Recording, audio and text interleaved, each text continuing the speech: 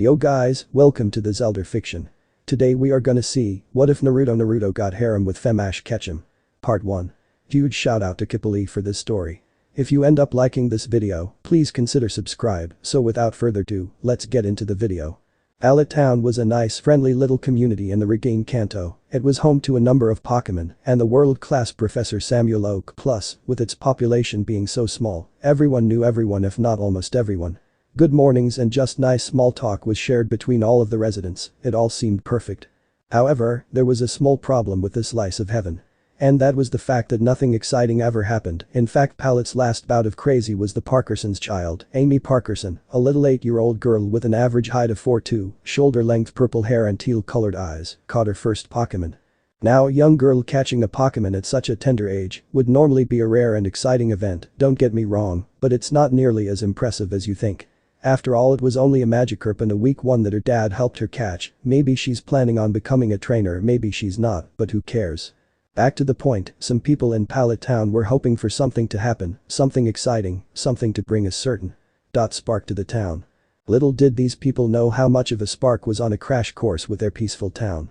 A spark that would change the course of history, a spark that would grow into a raging inferno, a spark would make even the impossible possible, a spark that would live up to his namesake, because after all, his name is Naruto Uzumaki. Delia Ketchum always liked to walk in the forest surrounding Pallet Town, it was always so calm and gave an atmosphere of peace. A perfect place to get away and just think, she always thought. The soft hum littered the air as Delia walked out into an opening. She stood at an average height for a woman her age with 5'7", had chestnut brown eyes with hair to match that flowed down to her mid-back like a chocolate waterfall. Wearing an open white jacket that was cut midriff with a navy blue t-shirt that clung to her chest and covered her stomach, blue faded jeans and black sandals. Overall, she looked like a normal, albeit gorgeous young woman. However, there was one thing on her person that drew both attention and curiosity, a necklace with a beautiful-looking pebble-sized round gem with a double helix design in the middle, hanging from its chain covered with all of the colors of the rainbow. Strange, it seemed to be glowing with some sort of energy to which she didn't notice or maybe perhaps didn't care. Delia looked around the clearing before seeing a small group of 3 Pikachus playing with each other, while 2 Pikachus lay nearby watching the baby Pokemon play, all seemingly oblivious to her being there. She watched one of the Pichu fall to the ground, earning a nasty-looking wound, then looked on as the Pikachu with a heart-looking shape on the tip of its tail, implying the Pikachu was a female, got up and walked to the poor sobbing baby of the Chu family and licked the offending injury, making the sobs dwindle to whimpers before stopping altogether, then nuzzling into its mother who nuzzled right back. Delia watched all of this with a soft smile before it turned into a thoughtful frown which stretched across her face as she wrapping her arms around herself. What is this feeling, she thought to herself as she shivered, her mind filled with worry. I have had this gut feeling that something's going to happen all day. A multitude of thoughts and possibility played through her brain. Whatever. She looked back to the family to see them all sleeping close to each other. Probably nothing. While still absent-minded, she continued her walk. However, because of the lack of paying attention, she didn't see where she was stepping and trod on a napping Rattata, causing the hurt Pokemon to let out a loud squeak of pain which brought Delia out of her self-imposed trance. Looking down, she quickly backstepped when she saw what happened. She winced when she heard the sound of electricity sparking behind her. Slowly turning, as to not startle the Pokemon into attacking with what would most likely be quite the high voltage of power, she saw a Pikachu standing on all fours in front of the other Pikachus and Pikachu, glaring at her with yellow arcs of energy flaring from his cheeks. Delia put her hands up and took a slow and careful step back, one wrong move, and she might become the next local lightning rod. Damn. She cursed in her head. I should have bought EV. She berated herself before focusing all of her attention on the little territorial lightning rodent as he advances menacingly, snarling like a wolf ready for the hunt. The sun disappeared behind a cloud that seemed to roll in out of nowhere, blanketing the forest in the dark, giving the Pikachu an ominous and even more threatening look as it charged up even more, causing him to spark even more dangerously, relighting the clearing they were in.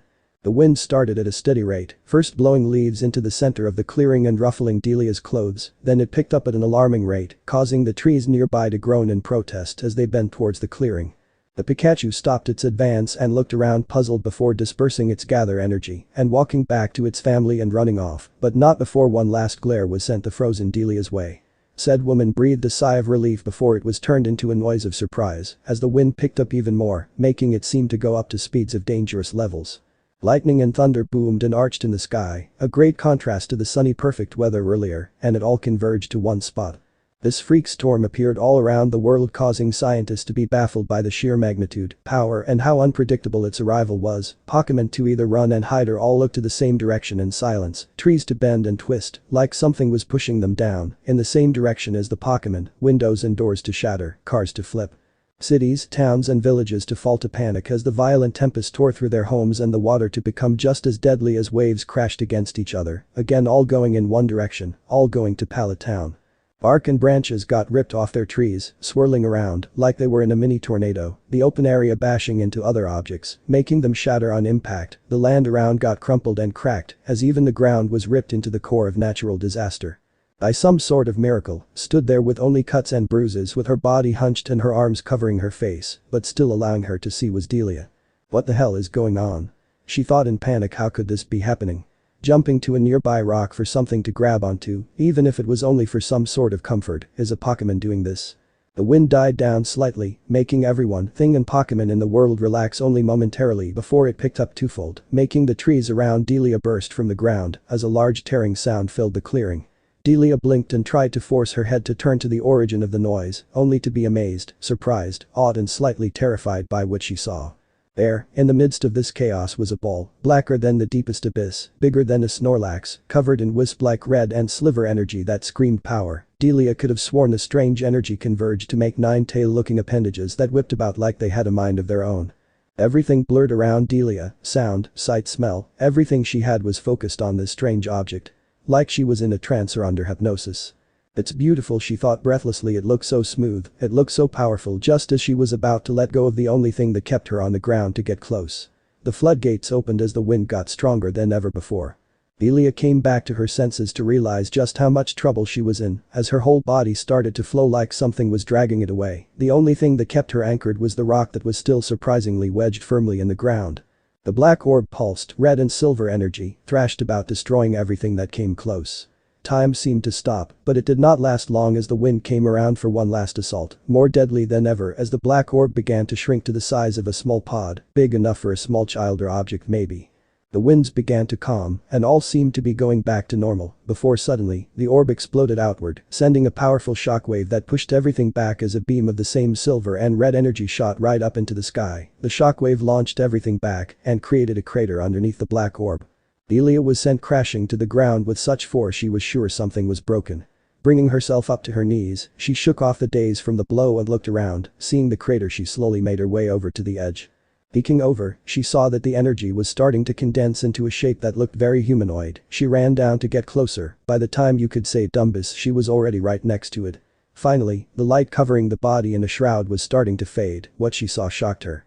It was a boy, and by the looks of it no older than 3, with hair that went down to his jawline, as bright as the sun but was coated by blood, lightly tanned skin and strange whisker-like marks, 3 on each cheek, a face rounded with baby fat. His eyes were closed, so Delia couldn't see their color. He was dressed in a white t-shirt that was so ripped and shredded that it was just fabric clinging to his body, dyed red with what could only be blood or paint, but the metallic smell pointed to the former, with an orange swirl on his chest and on the ends of his sleeves, and black shorts that were in just as bad condition as his shirt went down to his knees. He'll grow into quite the lady killer, thought Delia unconsciously. Who is he? Delia picked up the small child and became acutely aware of the wounds on his person. What happened to this boy? Was he injured in a Pokemon attack? She looked close at the deep gash on his chest that was oozing blood at an alarming rate, and at the holes in his hands, like a rod was impaled through them, as well as the severe-looking burns on his legs, like he was held over a fire. Delia started to run towards Professor Oak's lab to hopefully get the boy some help before he bled out in her arms, all the while whispering soothing words to him that seemed to make the pained and panicked look on his face loosen, even if it was only by a little. "Everything's going to be fine," she said in a soft voice. "You're going to be fine." Picking up a speed, she bolted out of the tree line before feeling movement in her arms. She looked down to see a shocking blue. It was like staring into an ocean of sapphires. They were mesmerizing. A small pained, panicked and scared voice brought her out of her staring. "Where am I? Where's Gigi? Who are you?" The fear in his voice broke her heart. As he looked around in panic and tried to get out of her grasp, Delia, while still running, slowly brought a hand up to his head and began to run her fingers through his hair to hopefully calm him down. Delia felt tears build up in her eyes as she saw him flinch away from her touch and began to struggle even more than before.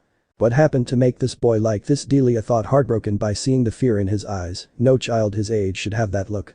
Sh, Delia whispered in a soft and comforting voice. She hoped she didn't sound as bad as she felt as she continued to stroke his head to stop him from hurting himself. You're safe, now bringing his head to her neck, to which he immediately burrowed into I got you. The boy wrapped his small bloody hand around her neck as sobs shook his tiny frame. Muttering thank yous over and over again into the flesh of her neck.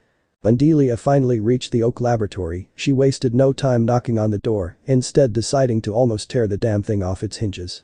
Professor. She screamed, clutching the boy to her chest. Delia? Is that you? A voice came from the back called out, is everything alright? You're not hurt from the storm, are you? A man in his early 50s raced into the room. He was clad in a white lab coat, red shirt, brown pants and black shoes, his graying brown hair was spiked to the right, and his large brown eyes looked at Delia and were you okay? After that store the look in his eyes turned panicked as he saw the small bloody child his assistant was carrying. Dear God, Delia. He cried and rushed over to the women. What happened? I don't know. Shouted an equally panicked Delia. This boy was at the bottom of a crater where the energy beam from earlier was. She hugged the boy closer to her chest. I found him like this. Looking down at the boy she added in a voice so small Samuel almost missed it. He looked so scared her head shot up at such a speed that Samuel was mildly surprised. She didn't break something, you've got to help him. Professor, she looked at him pleadingly. Please. Christ, Delia. I'm not a doctor. As she continued to look at him with those eyes, Samuel soon crumbled, a mixture of the need to help the poor boy and that look all women seemed to have. Fine, I'll try. Put him in a bed upstairs and I'll get the medical supplies, he sighed, rubbing his forehead, then looked her in the eye with a somber expression. But don't get your hopes up. He shot a glance at the large wound on the boy's chest. He seems to have lost a lot of blood. Turning around, Samuel rushed, post-haste, to find what was needed. Thanks. Delia shouted before sprinting up the stairs, mindful of the precious cargo in her arms. Looking down she whispered, everything's going to be fine, more to herself than the sleeping child she was cradling. She didn't know why, but she had this weird feeling that she needed to protect this boy with her life if need be. Maybe it was her maternal instincts kicking in, or maybe it was the look he had when their eyes met. She shivered while putting the boy down on a bed she had found. Just thinking about that look brought up unpleasant feelings. This boy must have gone through so scaring to have such a look, so full of panic, so full of pain. So full of fear. It scared her just to imagine what could have possibly happened to the poor child to put him in such a state in the first place. Kneeling beside the bed, she ran her hands through his blood-covered hair again, ignoring the crimson liquid that was getting on her or the metallic red that was already on her from carrying him. She looked at his face, despite the state he was in and how sickly pale he was getting, he surprisingly looked peaceful, she mused, as if he didn't have a care in the world.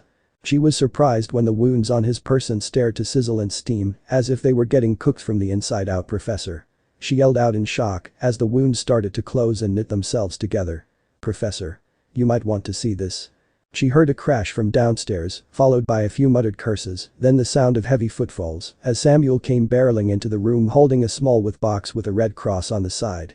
What? He said in panic. What's going on? He looked around the room in worry before his eyes landed on the bed, where they widened in shock and surprise because there on the bed was the boy who not only mere moments ago looked like he wouldn't survive long, much less the night.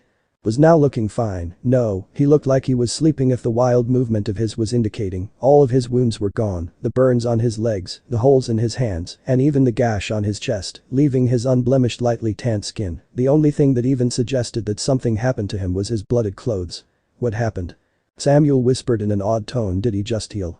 He turned to Delia, who just nodded, mystified. That's impossible, he said in disbelief, looking back to the sleeping body. How is that possible? He breathed out in a daze. Samuel has a man of science and stuff like that wasn't meant to happen, it just goes against everything he knew about the human body. Delia shook herself out of her daze and went back to playing with his hair, to which he seemed to nuzzle into, causing her to let out a quiet giggle. I don't know what happened. Her eyes softened as she looked down at the sleeping pile of cute as a small smile came to her face. But I'm glad he's fine now. Running her finger through his hair, she marveled at how soft it felt, even as it looked so spiky. Well, started Samuel, I'll still call Nurse Joy to have her check up on him anyway, he informed Delia before adding just to be sure when he saw her questioning look. Thanks, Professor, came Delia's reply as she turned to him, a grateful look on her face. He waved her off. Don't worry about it. Then he looked at her with a mock stern expression. And how many times have I told you to call me Samuel? He asked in an annoyed tone.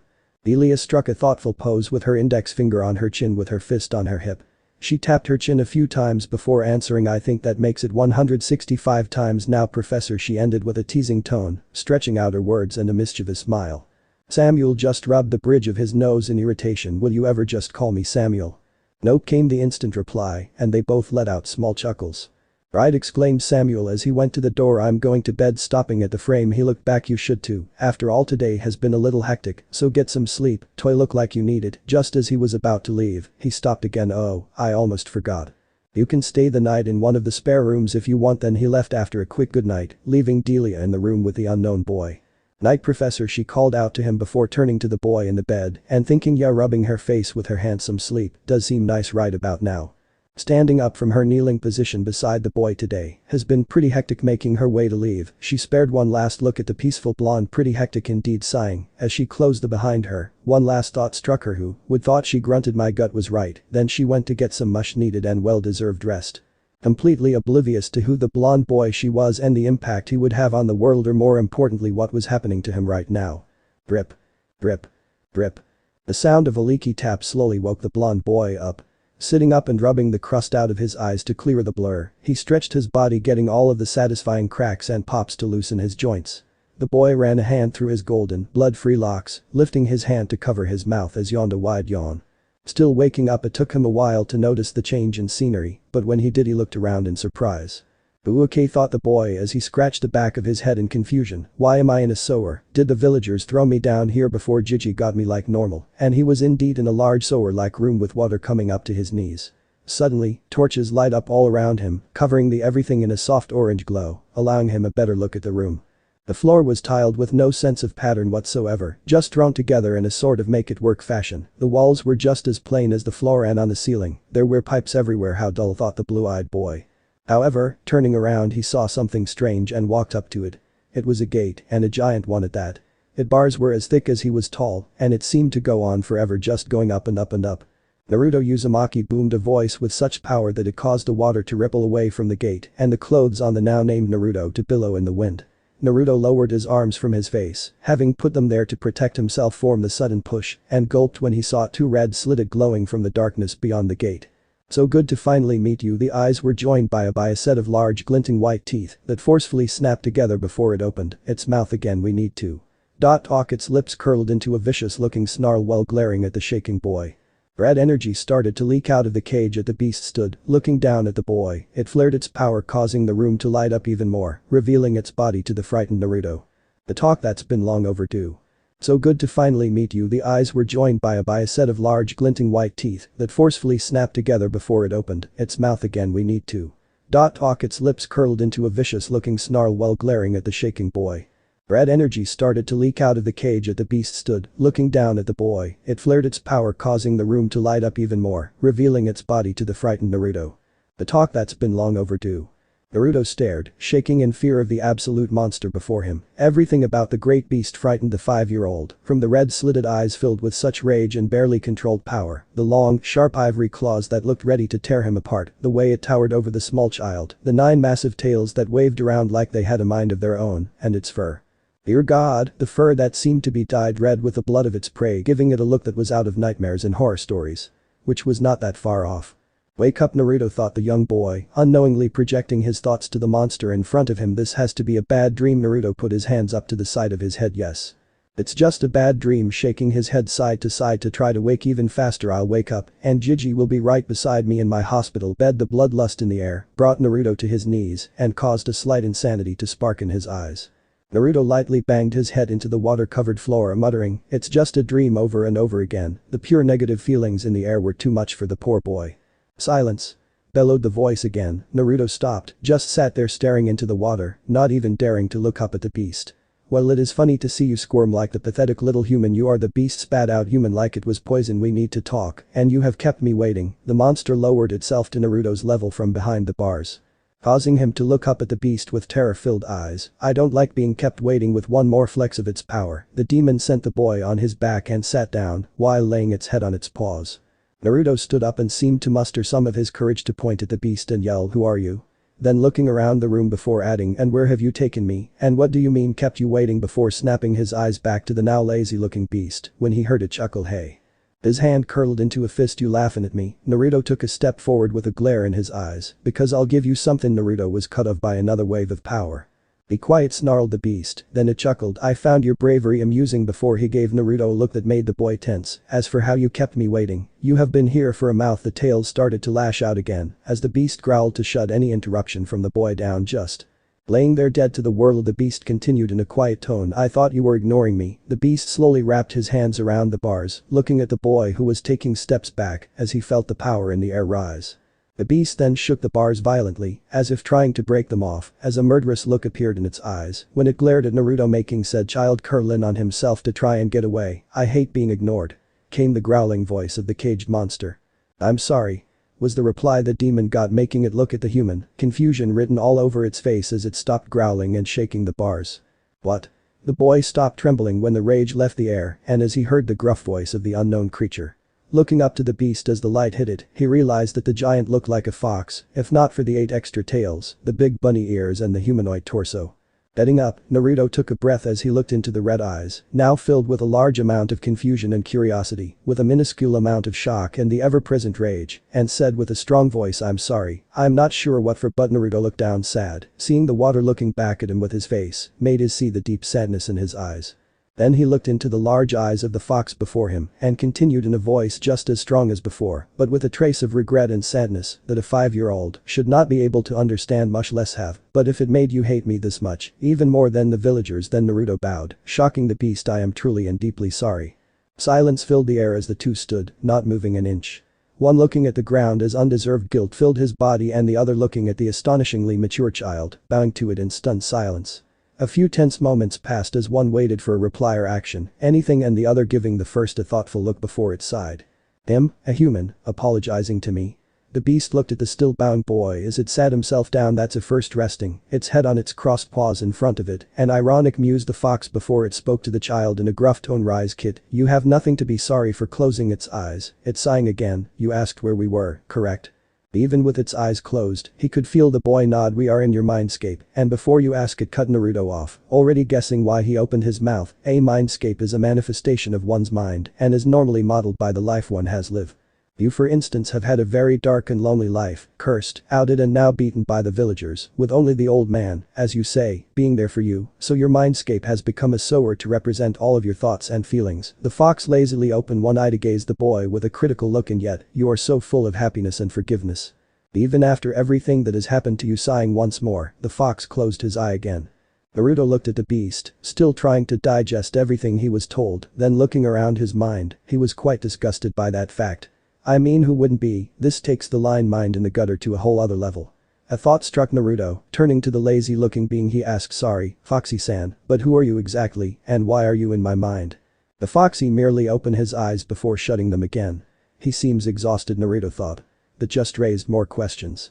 Scoffed the fox. "Don't worry about my name." The fox tilted his head to the side in thought, sending his long ears to the left. "But if you have to call me something, call me Kaiu." The now named Kaiu stretched himself much like a cat before looking Naruto right in the eyes, saying, "I was put in here by your father and am most likely going to be in here for a long time." Naruto nodded his head before he froze, then honed in on one piece of information. "Wait." Naruto screamed, causing Kaiu to cringe at the volume, hurting his highly sensitive ears as he gave Naruto an annoyed glare, making the accused mutter a weak sorry. Naruto asked in a more controlled voice, "You knew my father?" When Naruto received a nod, he was practically bouncing off the walls in happiness. Turning to he asked rapid fire, "What was he like? Do I look like him? How do you know him? Why did he put you in me?" Then his thoughts went depressing, and so did his questions. Is he dead? Did he abandon me? Kid, did he not love me? Kid, do I disgust him like I do the villagers? Kid, am I just a mistake? Naruto. Naruto looked up, startled. He completely forgot that Kaiu was still there in his mini depression. "My Kami," continued Kaiu, as Naruto focused all his attention on his reflection and not the hot tears running down his face. "You humans both fascinate me and infuriate me, with all the whining and complaining." Kaiu sighed with his eyes closed to calm himself down. Naruto called out Kaiu, making the crying boy look at him. "Dry your eyes, stop your crying, sit down and shut up." Waiting for a moment as Naruto did as he was told. "Now, as I said earlier, we have a lot to talk about, and now your father is now one of those subjects, I guess." Kaiu moved around on his spot, looking for some form of comfort. For what would be a long discussion, he then started again. "I'll start with your father, I suppose, and to answer your questions. Yes, I did know him. He was a brave and strong man, one of the strongest I have fought in a You fought my father?" interrupted Naruto as he bounced in his seat but stopped when he saw the look in Kaiu's eye. truly frightening stuff. Caillou continued to glare even after Naruto stopped his excited bouncing and gained a sheepish look. He then cleared his throat before starting to talk again. Yeah, I fought him, he put up a damn good fight, best one I've had in a long time. Back to what I was saying, he was a strong, brave and forgiving man, he always looked on the bright side of life. Shaking his head, Caillou let out a chuckle. Haha, I swear, the man doesn't have a mean bone in his body. You remind me of a lot of him, same eyes, hair and matting happy-go-lucky attitude about life, but he was cold and ruthless when needed. Scratching his chin and looking out at nothing, Caillou muttered, never held a grudge, though Caillou shook his head before making eye contact with Naruto, as a serious expression spread across his face. He sealed me into you, because I was causing a lot of harm to a lot of people against my will. Doesn't mean I like being sealed into a filthy human though. Caillou ended with a grunt as he saw the look on Naruto's face. He loved you from what I could tell, and the way he told everyone that he was going to be a father was a big hint. And yes kid, I'm afraid he died defending this village along with your mother, they didn't abandon you. They love me, thought a happy Naruto, they really loved me, they didn't abandon me like everyone said they did, wiping the tears from his eyes. Ha. Take that villagers, you were wrong, they actually loved me. Naruto focused his attention in Caillou as he started to speak again. Naruto said, Caillou in a surprisingly soft voice, we're not in Konoha anymore, I took us far away. When Caillou saw the look on Naruto's face he was quick to explain, do you remember what happened to you before you woke up here? When Naruto nodded with a dark look on his face, Caillou was glad he didn't have to tell him that. Flashback. You see, back where Naruto was born every year there would be a festival on October 9th called Kyuubi Day, where the villagers would make a large wooden statue in the beast's likeness, dance around it, tell stories around it, eat around it and even paint on it. All seemed to be like they were worshipping the Kyuubi statue until the 10th of October. Then they burn it to the ground and dance on the ashes. That day was never fun for Naruto, he normally had to block the windows and barricade the door because one or two villagers had a few more drinks than they would usually have, or he would hang out with his Jiji old man, the village leader, in his office. However, that was not the case this year. His Jiji was called away for business and had to take the nice people with the masks with him, so he was left alone on the worst day of the year for him. His birthday. The day the great Kyuubi was slain, the day the fourth Hokage died, and the day the Kyuubi was reincarnated inside young Naruto, or so the villagers believe. And this year it was the day that the elemental nations lost what would have been their world's greatest savior because of Konoha's ignorance and the inability to look beyond the hate that clouded their vision. This year would be the worst birthday of Naruto's life as he was dragged out of his home by 5 men, with a strong smell of alcohol about them, kicking and screaming right to the center of the villagers and to the cheers, jeers and sneers of everyone watching as he was nailed to a cross and put above an open flame that slowly burned him alive. Rocks were thrown, insults were said, and the village security did nothing but watch with a grim satisfaction at what would be happening to the poor boy. One man walked up carrying a small knife clad in black clothes and a green vest, brown eyes that held a deep hatred and an even deeper rage, black hair that stopped dead at his shoulders. Naruto watched in a pained silence with a pleading expression as he addressed the now silent crowd. People of Konoha. We come here today to do what must be done. To do what should have been done those long 5 years ago when this monster shouted to the crowd as he pointed at the string-up Naruto as the fires burned away the flesh of his legs, turning to the crowd again, destroyed our village, the same one that he walks freely in. Filled the families that he now walks amongst, slowly advancing towards Naruto he spoke once more. The fourth Hokage started this, now it's time to finish what he started, and to the cheers of the crowd, the man slashed Naruto's chest, causing the boy to scream, a truly blood-curdling scream, blood flowed out of the deep wound. Everything went black for Naruto as the man was about to go for another slash before an oppressive power pushed everyone to their knees, a red and silver energy shot up to the breaking the clouds and ripping a tear into the sky itself. Following the beam, the people were led to the glowing body of the local demon as the cross he was nailed against was turned to ash and the rods in his hand fell out of his hands, but his body stayed there floating.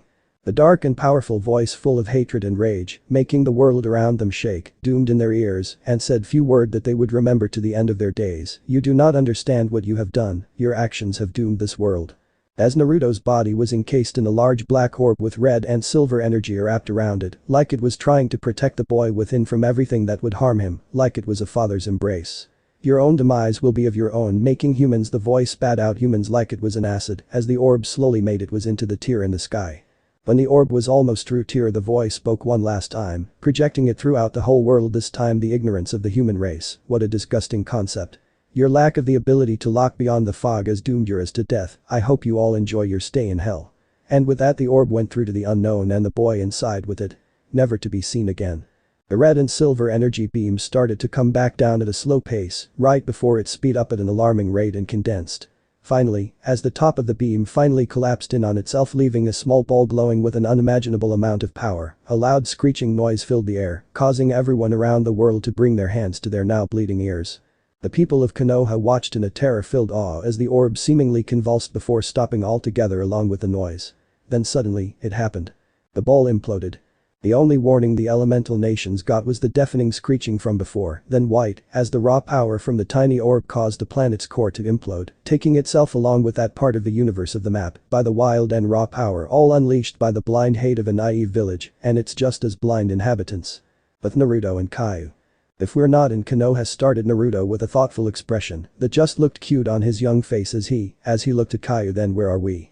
Kyu looked at Naruto as he collected his thoughts after that flashback that would always be a fond memory of his, coughing to gathering himself. Kyu answered, we are in a world called Pokeworld where people battle with pocket monster called Pokemon. These Pokemon come in various shapes and sizes and have powers that you've never seen. They do all of this with the use of something called aura and in some special cases Psychic.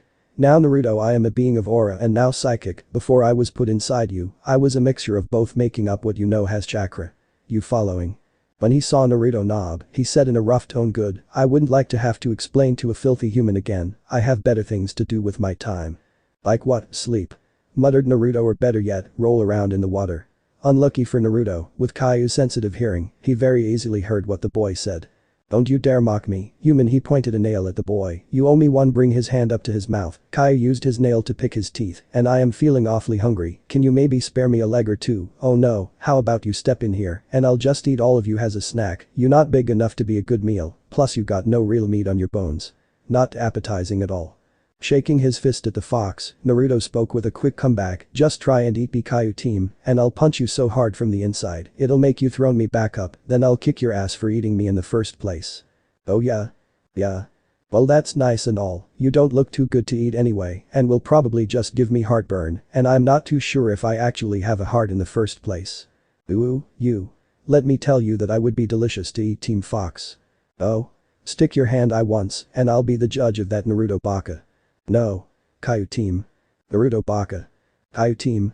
Naruto Baka. Kyu team. Naruto Baka. Lightning shot through both their eyes in challenge before the both turned with a huff as they crossed their arms in defiance. Kyu coughed before turning back to Naruto and waited for the child to turn back as well, which he did with a pout. You done? When he got a pouting nod, we went on to say, good, back to what I was saying before I was oh so rudely interrupted. Kyu glared at the sheepish Naruto as he rubbed the back of his head. When your father put you inside me, he split me in two and put the yang half of me into you and the yin into himself. Now, chakra is made when both physical power, aura, and spiritual power, physic, blend together. I did not know this until I was split and have had 5 years of getting used to as well as manipulating it. Somehow when we left Konoha, my yin half rejoined with me. My yin half has also been learning how to manipulate his psychic as well and is able to control it just as well as I do aura. Long story short, I am able to use all three of the powers that I hold to an incredible standard. Ooh, okay? Questioned Naruto with a tilt of his head, sending his bags into his eyes as he looked up to the fox expectantly. Are you trying to tell me something or are you just bragging? He finished in an annoyed manner as he crossed his arms, staring the fox right in the face. I was just getting to that. Naruto Baka. Kyu smirked when he saw the slight twitch in Naruto frame. I plan on training you in all three, psychic, aura and chakra, plus I'm going to train your body as well as your mind to give all three a boost in performance. Naruto looked up at Kyu in surprise and awe. You're gonna train me? Naruto asked in an excited tone, to which nod in reply, yes. I'm gonna get some awesome training from my awesome sensei, shouted Naruto, causing the fox's chest to swell with pride before the great fox face planted as Naruto asked in an extremely confused tone, wait, how you going to train me as a big fox? Baka, do you really think this is my true form? When he got a nod from a serious-looking Naruto, Kyu dragged his palm down his face while muttering something about bum-ass blondes and stupid students, causing Naruto's eyebrow to twitch in irritation. Before Kyu looked at Naruto again, I just stay in this form because it scares people and I personally like making people fear for their lives, while ignoring Naruto as he mumbled about Baka Kitsune's being a jerk and Kyu team being mean. Kyu stood to his full height. It's Kyu sensei now, Naruto Baka. Also, you might want to stand back, this will be quite the show. Naruto, well still confused, did as Kyu Baka, Kyu-sensei no begrudgingly admitted, told him to do and took a few steps back and watched in awe as red flames covered his sensei's towering form, lighting the room in a bright red glow. Slowly the flames started to shrink along with the fox within before it stopped growing, and the flames flared out in a dramatic show off, muttered Naruto, as embers from the strong flame died in the air. Naruto took in the form of his new sensei and was surprised by what he saw. Where once a fox with a towering size of 80 feet, now stood a man with the size of 6'5" with wild red hair that went to his ears, a small, red-trimmed goatee, and the same slitted red eyes that still glowed in the darkness, along with 3 whiskers on each cheek.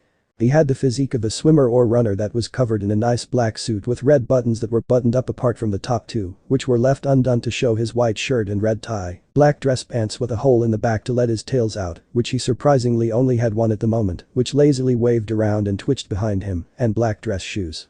Overall, he looked awesome, cried Naruto as he came running up to the gate to get a better look. Wow sensei, that looks so cool.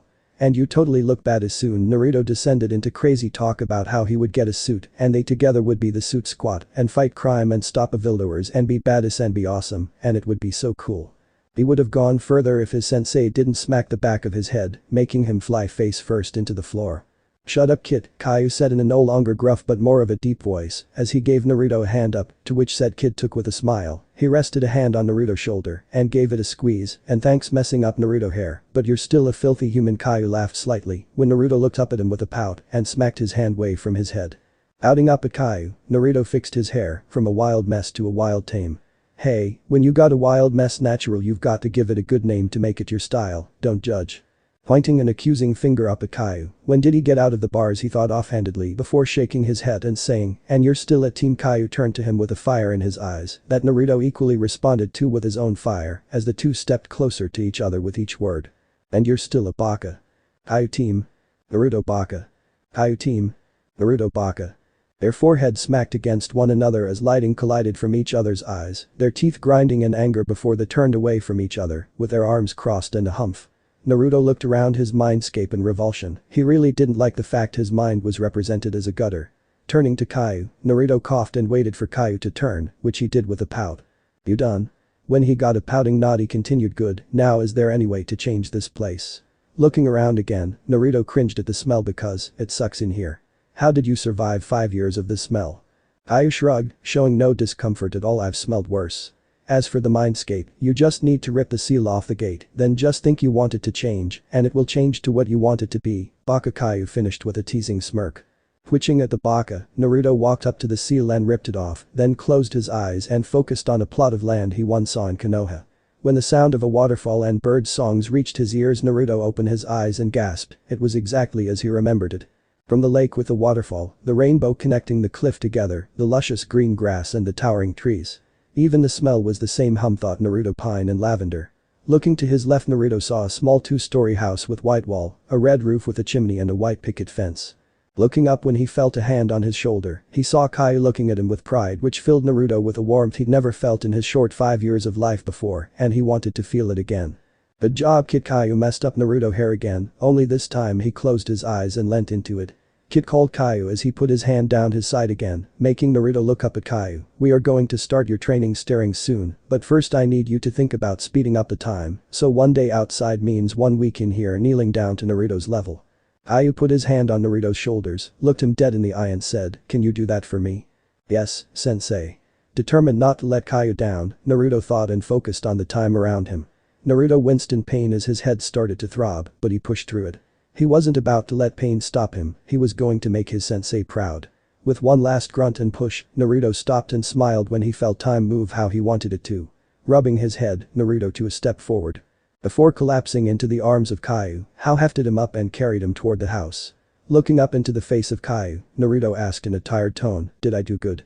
Caillou looked down when he heard that and let a small, barely there smile grace his lips as he gazed at Naruto with pride, filling the boy with the warmth he so desired. Yes kid, you did great. His smile grew when Naruto gave him a tired but bright smile of his own.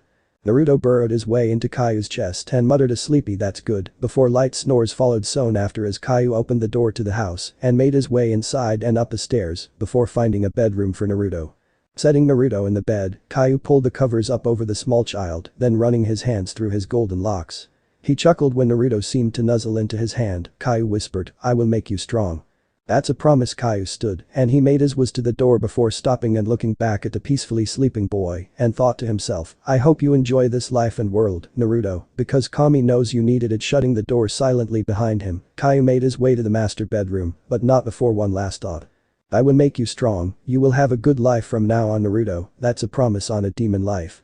Naruto sat upon the roof of his home for the last 3 years, staring out as the sun rose, basking the land in a soft orange glow. Naruto closed his eyes, letting the rays of the morning light warm his face, while think back on his life for the past years. When Naruto woke up after a month inside of his mindscape training with Caillou, he was greeted with the smiling face of a young woman. He remembered the warm brown eyes, silky-looking chocolate hair and delicate features that sported a soft smile when she saw him looking at her. Hello, it's good to see you awake. He remembered her voice being as soft as her smile with the same warmth as her eyes. You had us worried. Dipping a cloth into a bucket, then bringing 2 up to his forehead. You've been asleep for close to 5 weeks. He remembered the feeling of being taken care of like a mother would her child. It was a pleasant feeling, thought Naruto, one he would remember and crave for a while. Naruto chuckled at what came next. After panicking about how long he had been asleep, the young woman calmed him down in a mock-stern voice and chime-like giggles before introducing herself as Delia Ketchum, the one who had been taking care of him for the time that he's been asleep. He introduced himself as Naruto Uzumaki in a loud and boisterous voice, making Delia giggle again. Naruto liked her giggles and would like to hear them as often as he could. After Delia asked Naruto about where his home was and where his parents were, he replied in dejected tone, I don't have a home, and my parents died when I was born. Delia gasped and brought the small 5-year-old into a warm hug as he started to cry. When Delia asked if he had anyone looking after him, all Naruto did was shake his head no into her chest. It still shocked Naruto to this day how lucky he was. It's not often you find an angel like Delia Ketchum. I mean, how many people would take care of an unknown child for 5 weeks and when he woke up, invite him to live with them when they find out said child had no one looking after him? Not many, let me tell you. Yeah, for the last 3 years Naruto Uzumaki has been known as Naruto Uzumaki Ketchum, and he was proud of that fact. During the 3 years Naruto was worked into the ground by Caillou's training. Well, Caillou's training was just torture and a sweet name. The first month in the mindscape was pretty easy, as all Naruto did was meditate and learn how to shape and control his aura, psychic and chakra. But psychic Naruto would have to sit down at the lotus position and focus on making the surrounding objects float. It started with leaves and small things like pebbles, then weight and amount would increase, and before Naruto knew it, he was lifting boulders double if not triple his size. Which apparently to Caillou, while impressive, was only the tip of the iceberg of their powers. Next was aura. Naruto would have to bring all of his aura into his hand and feet and would have to just keep it there without destroying doors as he opened them and creating craters with just his steps. Caillou explained that once he had complete control, he would be able to shape it into anything he wanted to be, like a sword or spear, even a shield if need be, along with being able to mix the two to be able to do some of the moves that these Pokemon do. To be honest, Naruto just wanted to make this with his aura, really, like a glowing sword. How cool would that be? Or maybe making his whole body glow. Now that would be awesome. Naruto coughed, bringing his stray thoughts back to the matter at hand. Finally was chakra, the hardest of the lot. There were many different exercises that Naruto could have done, but with his larger than normal reverses most of them was rendered useless. It would be like trying to break through a concrete wall with a pen. It would work eventually but would also be pointless if you had a sledgehammer handy. Anyway, the exercises Naruto had to do varied from gathering his chakra on the soles of his feet and walking on the pond water to walking 90 degrees up the raging waterfall. Not an easy task at all, but Naruto did it and mastered all of his goals to a frightening efficacy, which cut the time that Caillou thought Naruto would have to spend in his mindscape before they got to training his body so that he could do the serious stuff by months. Caillou really trained Naruto to the ground when he was in the real world, making him run around the town at the break of dawn for hours, now carrying weights that would increase whenever he got used to the new weight. The sadistic fox made him paint them himself, one on his chest called a gravity seal with one on his back called a resistance seal and 2 on his wrists and legs. Think he said he saw my mom put them on dad once, thought Naruto. The crazy fox also made him spar with the fighting type Pokemon at the lab, even with the weight still on. Try as he might, Naruto never could find a fault with his training. Well, brutal, it got results, and now he was able to use a variety of Pokemon moves to protect his precious people and any Pokemon he would get with all his power. Speaking of the fox, thought Naruto as his sensei replied to his earlier greeting. Mornin' kid. Caillou cut himself off with a yawn. What you doing? What's going on? Naruto could just imagine him rubbing the sleep out of his eyes. All of your damn brain activity woke me up from my fox nap. Naruto learned the hard way to never call it a cat nap. The headaches caused by having a powerful pissed off being in your head weren't worth the small amount of pleasure from finding a way to make your teacher angry. Don't worry, Naruto stood up and stretched from his sitting position on the roof. Nothing's happening, Naruto sighed as he basked in the warm morning glow. Just thinking about how these last few years have been, he chuckled. Who would have thought that leaving Konoha would have been that best thing that ever happened to me. Walking towards the side of the roof and stopped before jumping off and turning and grabbing the edge and swinging himself through his open window and into his room, where he landed in a crouch with naught but a rush of wind. Picking himself up to get changed into his black and white trainers, blue faded jeans and white t-shirt. Go back to sleep, Caillou, making his way to the hall outside his bedroom, he added. I'll wake you up if I need you, and with that Naruto cut the connection between them. Naruto. His mother, Delia, shouted up the stairs, breakfast is ready. Then we're going to Professor Oak's lab to see the Pokemon again just like you wanted to. Yes. Cheered Naruto, coming. Naruto rushed downstairs, gave his mother a quick hug before sitting down to eat his breakfast. After finishing his breakfast in record time, he shot out of his seat and toward the door like a rocket. Stopping at the door, Naruto looked back at Delia with a pleading look, to which she put her hand up to her mouth and giggled, then nodded her head yes. Naruto got a lopsided grin as he all but tore the door off of its frame and ran out full speed in the direction of the lab. Pokemon await.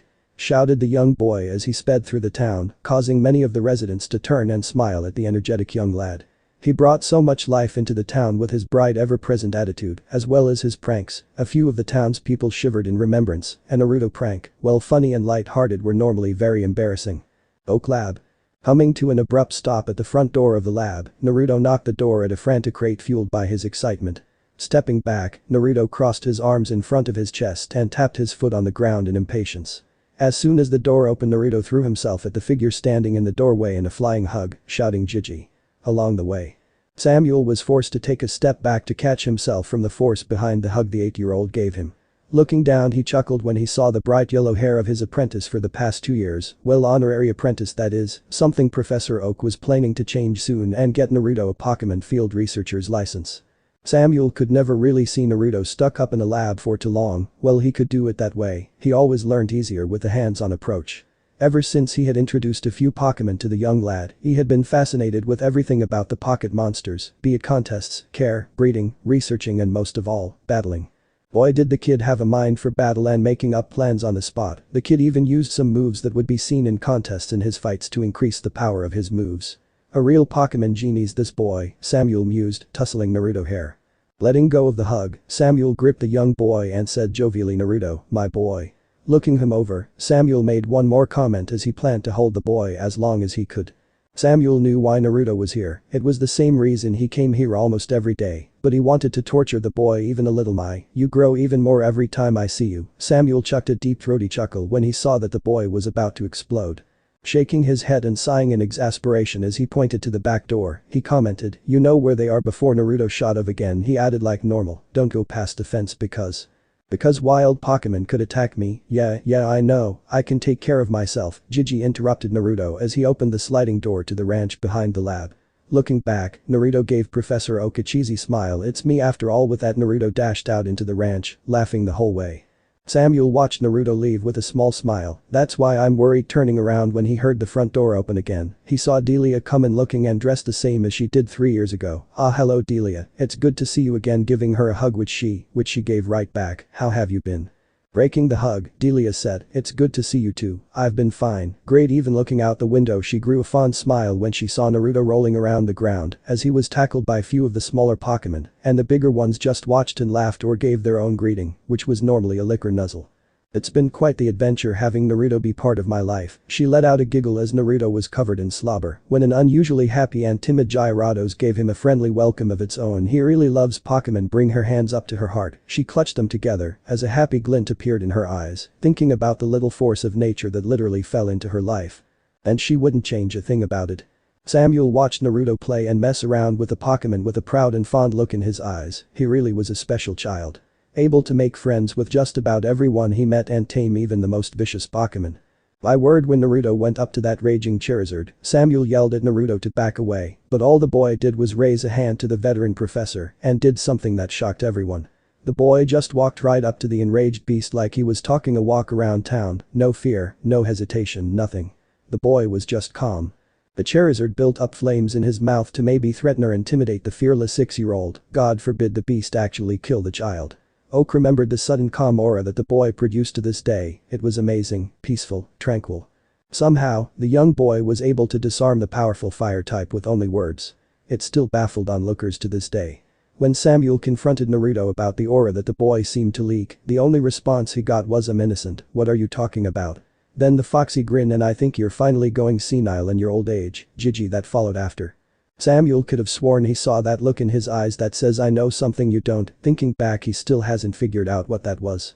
Samuel shrugged, a lot of things Naruto did should be impossible, yet he did it like it was nothing. He saw those spars that Naruto has with the local fighting types. Truly brutal stuff, sometimes for the Pokemon, not Naruto. He looked back out the window and saw Naruto cradling a unique baby Charmander as he fed it with its parents keeping an eye on their bundle of joy.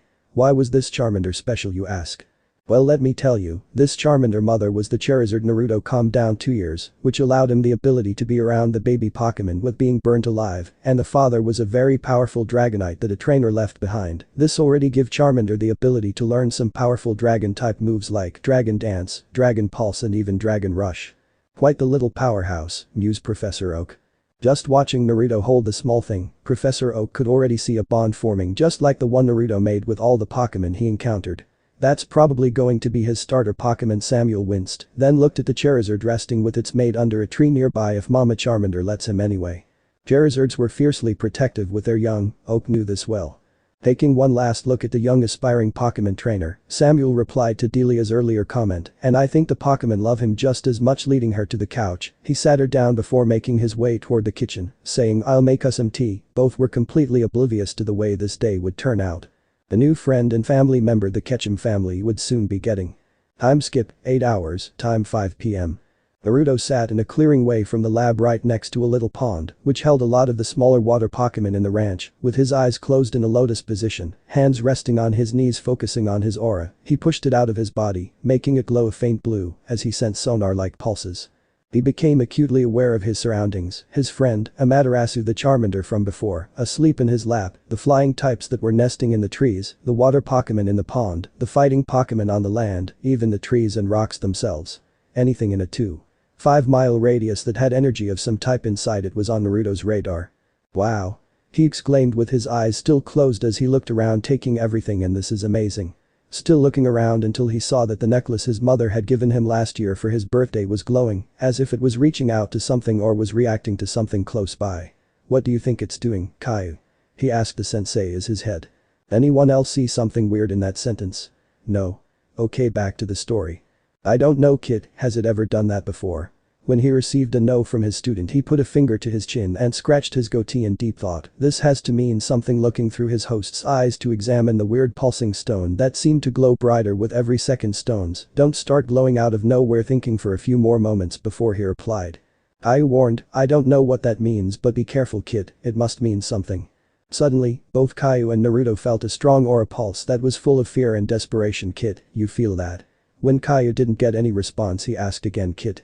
When he still got nothing, he turned his attention away from the direction he felt the pulse come from. The look at Naruto and quickly got worried as Naruto stood up robotically, knocking the sleeping Charmander off his lap into the ground, waking the fire lizard, which yelped to Char. In surprise. "Kid?" Kyu tried again, starting to get desperate as Naruto turned mindlessly toward where the pulse came from. Kyu felt the link severed forcefully, sending him collapsing to the ground with a thud. "Naruto!" He yelled one last time into the wilderness of Naruto's mind. Moments before with Naruto. "Be careful, kid, it must mean something." Naruto nodded to Kyu's advice as he looked down at the gem in his hands. "It's warm," he thought unconsciously, letting it drop from his grasp and hang around his neck again. Naruto closed his eyes again to start his meditating. Naruto head twitched to the west when he felt a buildup of aura, probably some wild Pokemon fighting, focusing on it more, maybe 1.5 miles, just as he was about to continue on with his sensory training. Then he heard it. The small barely there cry of somebody. It sounded pained, help now, desperate please. It was faint, but Naruto could hear the fear as plain as day. Whether they knew it or not, something was calling out him directly. Suddenly, Naruto was struck by the emotions of the creature calling out to him, making him cradle his head in his hands as the creature's fear washed over him. Naruto could hear the faint calls of Kyu in the back of his mind, but his one focus was helping the terrified Pokemon in any way, and before his mind could register it, he was already stood, looking to the direction the cry came from. Naruto ran, his already impressive speed increased by him channeling his aura into his feet. sending out all of the comforting emotions he could feel to hopefully calm the distressed Pokemon. "I'm coming." Naruto felt a tug on his aura dragging him to the right, changing his course. Somehow Naruto knew this was the way to go. It was like the Pokemon was not only calling out to him, but also directing him as well. Naruto panicked when he felt the aura suddenly die out, like it was a fire extinguished. Channeling even more aura into his feet, Naruto shot off like a rocket, a blur to anyone of the onlooking Pokemon. "Hang on, I'm almost there." Naruto burst out of the tree line, water from the rain that came out of nowhere hitting his face, reflecting what he felt like when he saw what was happening before him. Stood there, in the midst of what seemed like swarms and swarms of Spearow and Fearow, was a lone Riolu, battered and bruised, bleeding from some of his wounds. The little jackal looked like it was on his last legs, but it was stood there, like it was defending something or someone precious to it. Naruto quickly put two and two together and figured out that the little creature was the one that pleaded out to him. As Naruto was about to rush to help the lone wolf Pokemon, he saw something, two things that shocked him to the core. When Riolu brought his hands together to the right of his waist, Naruto saw aura start to gather at that point and begin to take the form of a sphere which lit up his pure silver body and blue eyes. Naruto stared out, completely confused. "If my guess is right, then that little guy is a Pokemon typically found in the Sinnoh region. A Riolu. If my guess is right." Naruto was cut off as the unique Pokemon throw his aura spheres, shouting Riolu.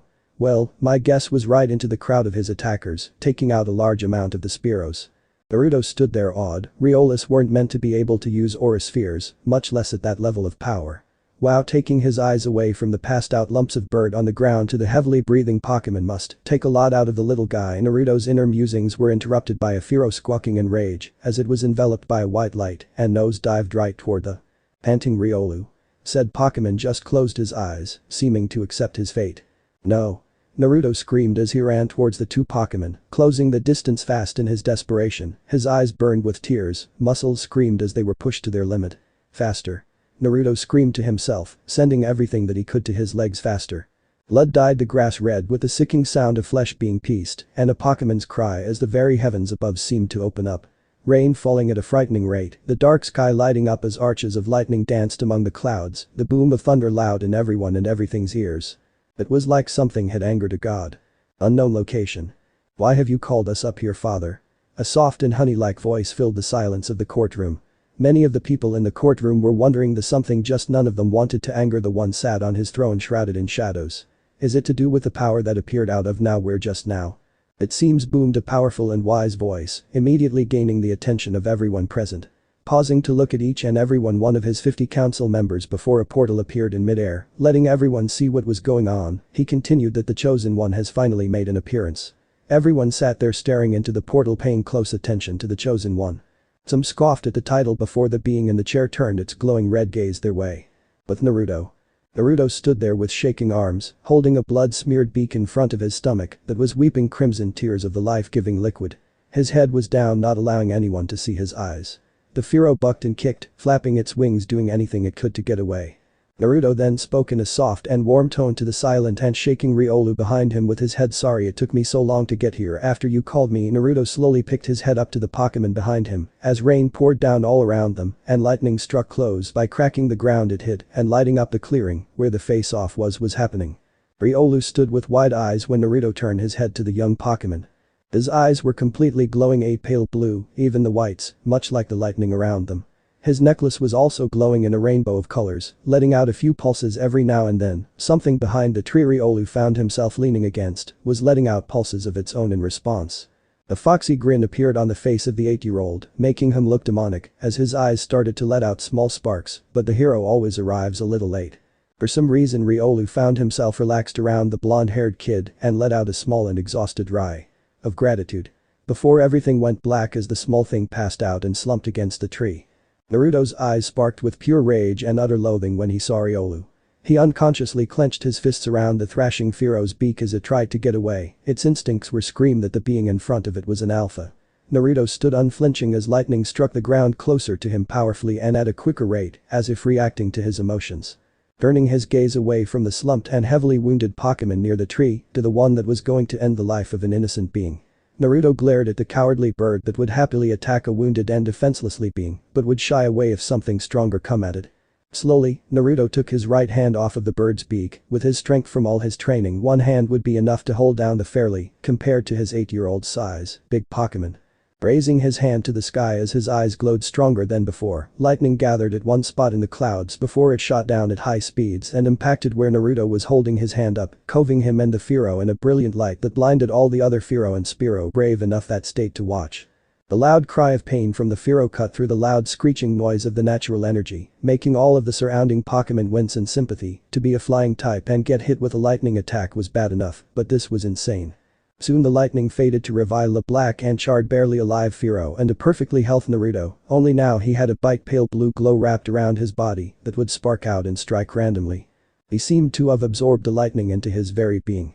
Naruto slowly turned his head away from the whimpering creature in front of him to the crowd watching. Many of the Firo and Spiro flinched back in fear as he turned his glowing eyes to them, most of them started to run away, but they weren't fast enough to avoid their rightfully deserved punishment. Naruto brought his hands up, palms out, fingers spread, as a bright blue and crackling ball of light appeared in front of him. With a battle cry, Naruto pushed the ball out which burst into a cone of lightning, obliterating everything in its path. When the light finally disappeared, Naruto saw the after effects of his handiwork. The earth was scorched, trees were as black as coal or were on fire, and the Pokemon attacking Riolu lay there, twitching in pain as electricity sparked from their bodies. Soon the glow left Naruto's eyes, letting them change back to their original bright blue, only this time they had a strange pale blue ring in them that would spark every now and then. Naruto dropped to his knees panting and gasping for air. After a few moments, Naruto turned to the Riolu that was still resting against the tree, unconscious. Crawling up to the jackal, Naruto's hand glowed a soft pink as he channeled his psychic for heal pulse. Laying his hands on the Pokemon, Naruto pushed his aura into the small being as well to try something both he and Kyuu had been working on for a while. "Oh my kami, Kyuu," thought Naruto in a panic, he hadn't heard the giant fox in ages. "Kyuu. You there?"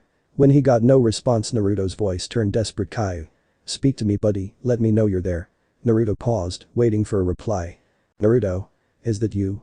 The booming voice of Kyuu sounded pained, making Naruto worry. When he voiced these worry, all Kyuu did was wave them off, telling "Hi, it was only a headache, enough about me." Kyuu cut of any more questions Naruto was going to ask what happened out there.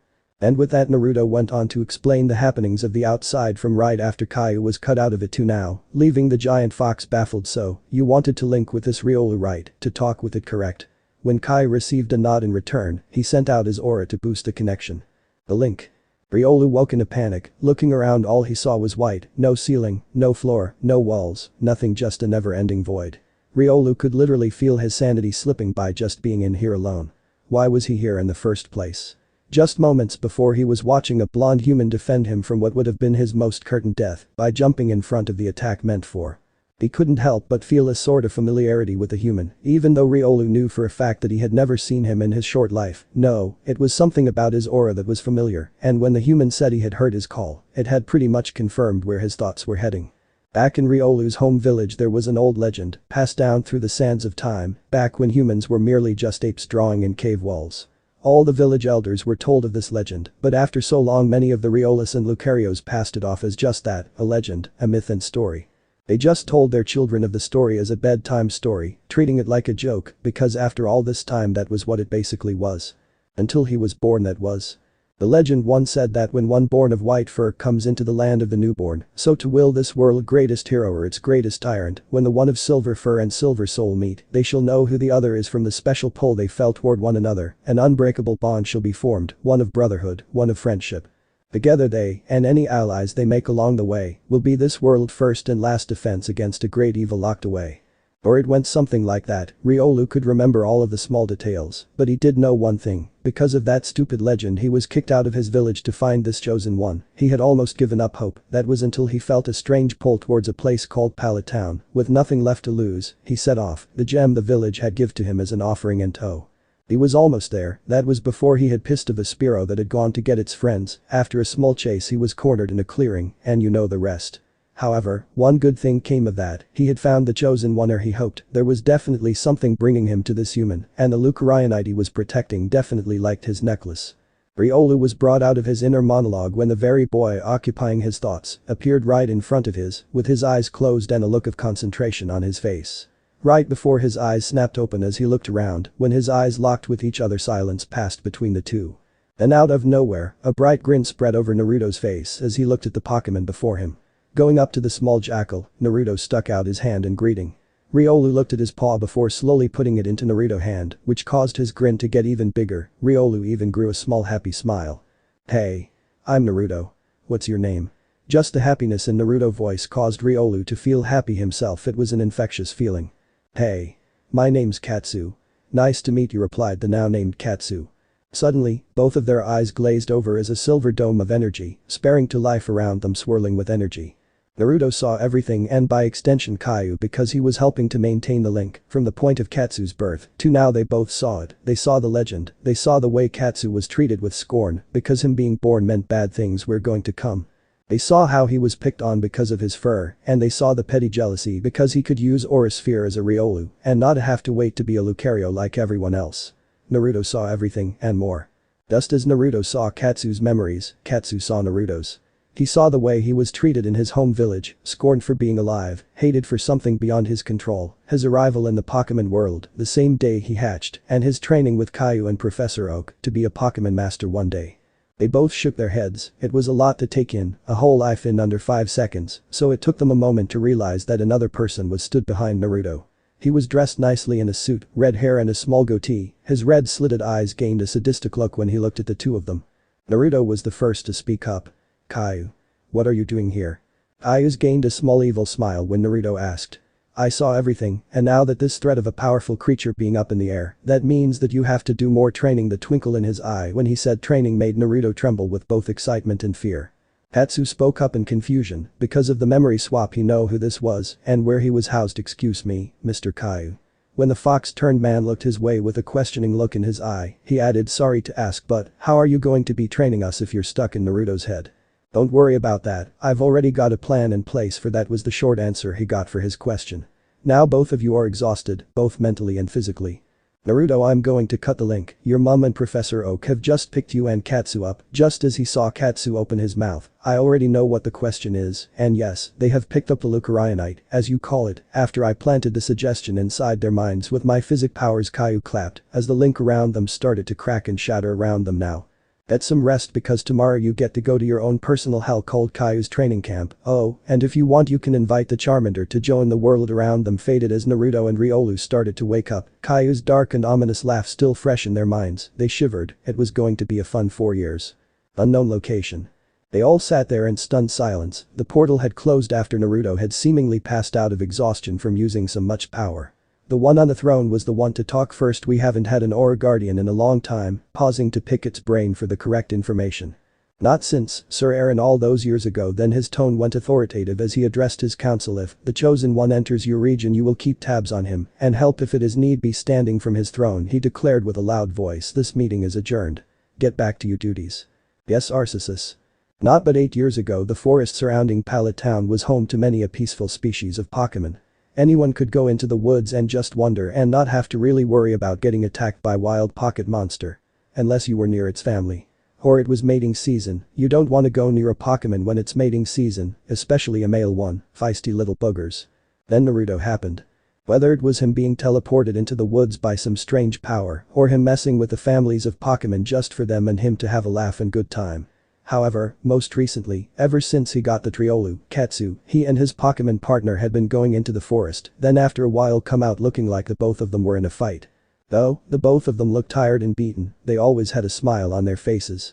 When asked what they were doing, both Naruto and his silver and surprisingly talking Riolu, who never said how he learned just that he did, would reply in a seemingly practiced way, sparing. Whatever the hell that meant. The furious wind broke through the clearing, accompanied by a flash of silver as a blur ripped through a row of trees, toppling each and every one of them, slowing down with each impact before slamming into a tree with and stopping dead, seemingly stuck to the pine. Slowly, the figure seemed to peel off the tree to flop face first to the ground with a thud, dust gathered from the force of the drop. "Katsu." A firm and authoritative yet warm and worried voice called after the silver Pokemon. "Wake up. You're better than this. Don't let it take you over." As another figure, hidden in the shadows of the trees, emerged from the forest line, following the path of destruction, making a beeline straight to the down now named Katsu. The figure stopped a few feet from the downed Pokemon, staring straight at him. Suddenly, a pulse of power ignited a strange glow of colors from the figure's necklace, lighting up the presumably male's face to reveal a 15-year-old looking boy standing at 5'11", with spiky blonde hair, comparable to the sun, that went down to his jawline. Or azure eyes with a pale blue ring that seemed to spark randomly and strange whisker-like marks, 3 on each cheek. He had the frame of a professional runner or swimmer with muscle that would twitch with every slight movement. Many a brave girl had said he was either hot or drool-worthy, sometimes both. Covered in a black high-collar jacket with an orange Pokeball symbol on the back and an orange strip going through his midsection. His jacket was open at the moment, showing his tight white shirt that clung to his body like a second skin, showing his six-pack. A black waist bag hung by his black belt with an orange Pokeball buckle that held up his faded blue jeans that went down to his black and white trainers. His name was Naruto Uzumaki Ketchum, 12 years old, proud son of Delia Ketchum, and soon to be official Pokemon trainer, really soon, in fact tomorrow soon.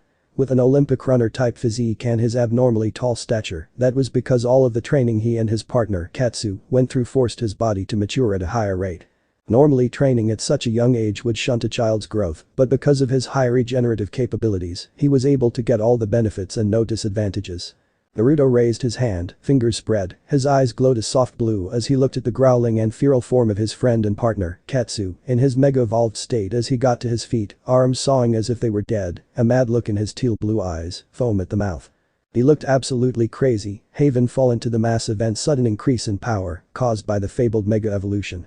3.5 years ago, the small but powerful Riolu evolved into the even more awe-inspiring Lucario after a particularly gruesome day of training, having needed to evolve to just even survive the day. Just a week ago, Naruto came across a book about legends that might exist, like Mew, Ho-Oh, Groudon, Arceus, Zekrom, even Yveltal and a whole lot of stories. However, one story got both his and Katsu's attention. Mega Evolution, a story where already fully evolved Pokemon go even higher if the bond between trainer and Pokemon was strong enough. The evolution would grant a temporary boost in battle for a limited time, afterwards the Mega Evolved Pokemon would go back to his or her original form. So all it took was a key stone, check, apparently the stone that had been hanging around Naruto's neck for he past 6 years was just that, what luck. Along with a Mega Stone for the type of Pokemon that you wanted to Mega Evolve, which they also had, as the stone that Katsu brought as a Riolu, was what was required, also lucky, so that was also a check as well, and the strong bond was a given. So with all of that they would give it a try someday soon, and that day just so happens to be today. When they first did the Mega Evolution, everything seemed to be going fine, they were just admiring the completely different appearance that Katsu got with his Mega Evolution, then it happened. Katsu froze looking at his paws, head down before slowly looking up when he heard his name being called. Naruto noted that his Pokemon seemed to be shaking, and when he looked into his eyes, they were dilated and had a completely feral look to them like he was a totally different Pokemon giving into his instincts. Then he charged Naruto with a primal roar and started swinging, mad on power. There was no form in his attacks, he was nothing like the normal Katsu, Naruto just continued to dodge his wild strikes before sending an aura-enhanced force palm to the crazed Pokemon, sending him flying, crash into several trees behind him and into the ground and into the current situation. Hit. A deep and gruff voice spoke in Naruto's mind, Kyu, thought Naruto as his hand glowed a soft pink in preparation as he looked at his transformed aura brother. He's drunk on power, it was too much to handle, so suddenly Naruto used his psychic powers to levitate the now struggling Pokemon as he snapped and snarled at his trainer, an insane look in his eyes. Use hypnosis on him, let him sleep off the power. Doing so, Naruto's eyes glowed pink as he sent a wave of psychic at the raging form of his friend, making him freeze in the air before his head dropped. The sound of something cracking filled the silence of the forest as Naruto slowly lowered his sleeping friend to the ground. Katsu's form glowed a soft white before it shattered like glass to show the still sleeping form of Katsu, only now he was back to his normal silver Lucario self, or as normal as that could be. Naruto crouched down to the floor and scratched the place right behind his Pokemon's left ear, causing the aura Pokemon's leg to twitch and tail to beat the forest floor in bliss. Chuckling, Naruto reached into his bag before bringing out a chesto berry and feeding it to the dozing Pokemon. Sitting back on his ankles, Naruto watched Katsu stir before sitting up, eyes still blurry from sleep. Katsu yawned as he rubbed his eyes before he jumped to his feet, eyes wide, looking for his trainer. Hearing movement behind him, Katsu spun on his heel, gathering aura to his palm. He swung his arm wide to hit his target. Katsu felt something grabbing his arm in a solid hold, so he struck out his left palm, coating it in aura before that too was also grabbed. The world blurred as he was brought back down to the ground with a thud, kicking up the dust. Shaking the dizziness out of head, Katsu looked up to see the smirking form of his master pinning him down. Naruto Katsu yelled out in shock as he was helped up from his position on the ground. Dusting himself off, Katsu looked around and saw the destruction surrounding them. Eyes wide, he turned back to the unusually silent form of his friend and master, who stood there staring at Katsu, arms crossed as his eyes bored into Katsu's own. "What happened here?" asked the aura Pokemon. Naruto didn't reply instantly, instead continuing to stare at the nervous form of Katsu, then he opened his mouth. "You don't remember?" His tone was questioning with a hint of surprise which only grew when he got shake of the head no from his Pokemon. "Nothing at all." He probed, watching his face scrunch up in though, and feelings of confusion in the bond they shared. Katsu looked down as he tried desperately to recall something, anything. He stayed in that pose before something came to mind. "Power," he whispered in a soft voice, confused that nothing else came up, looking up to Naruto who still stood there arms crossed, he repeated himself. "Power." Bring his paw up to his face, Katsu clenched and unclenched it a few times. Still looking at his paw he continued, "I can remember power, a lot of power." Katsu paused for a moment, nothing else. A panicked look entered his eyes as he looked at Naruto, letting his paw drop to his side again. "Why can't I remember anything else?" Naruto was quick to his side to catch him as he started to collapse to his knees in despair. Naruto slung Katsu's arm around his shoulders as he looked at the sky, seeing the sun starting to set, he turned to his muttering friend, "Come on." Naruto had to drag him a little before Katsu started to walk alongside Naruto, using him as a support.